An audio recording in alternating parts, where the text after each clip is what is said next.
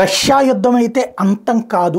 ఇది తాజాగా ఉక్రెయిన్ అధ్యక్షుడు జెలెన్స్కీ చెప్పుకొస్తుంది. అంటే తాము యుద్ధం ఆపబోమని చెప్పడం. ఓ పక్కన జర్మనీ లాంటి వాళ్ళు ఇప్పుడు తాజాగా పెను యుద్ధానికి సిద్ధం అవుతుంటాం. బ్రిటన్ 25,000 మంది సైన్యాన్ని పంపిస్తున్నాం. టోటల్గా చూస్తుంటే ఓ మూడో ప్రపంచ యుద్ధమే వస్తుందా, నాటో వర్సెస్ రష్యా అవుతుందా అన్నటువంటి సందిగ్ధం. మరోవైపు రష్యానే మా అందరి మీద దాడులకు సిద్ధపడుతుంది కాబట్టి మేము ప్రిపేర్ అవుతున్నామని చెప్తున్నటువంటి సందర్భంలో యుద్ధం అంతం కాదంటూ జెలెన్స్కీ చేస్తున్నటువంటి సంచలన ప్రకటన. Russian president Vladimir Putin warned that if Ukraine continued its current pattern of war, there will be a serious blow to its statehood.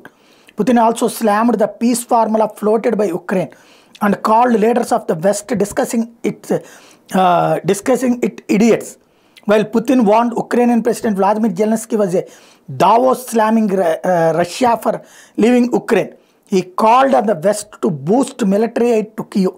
He said the Putin embodies were war and called the Russian president A predator. ఇది ఒకవైపున తిట్టిపోయడంతో సరిపోతుంది. Ukraine అధ్యక్షుడు ఓడిపోతూ ఉన్నాడు. ఆ ఓటమి దాన్ని cover చేసుకోవడానికి రకరకాల స్టేట్మెంట్లు ఇస్తుంటే, మరొక వైపున పాశ్చాత్య దేశాలు చెప్తున్నటువంటి ఫార్ములా కరెక్ట్ కాదు, ఉక్రెయిన్ చెప్తున్నటువంటి ఫార్ములా కరెక్ట్ కాదు. ఎట్టి పరిస్థితుల్లో ఉక్రెయిన్ ఇదే యుద్ధాన్ని కొనసాగించేటట్టే దాన్ని అంతు చూస్తాం, దాని దేశాన్ని కలిపేసుకుంటామన్నటువంటి తాజా హెచ్చరిక తీసుకొస్తున్నాడు రష్యా అధ్యక్షుడు పుతిన్.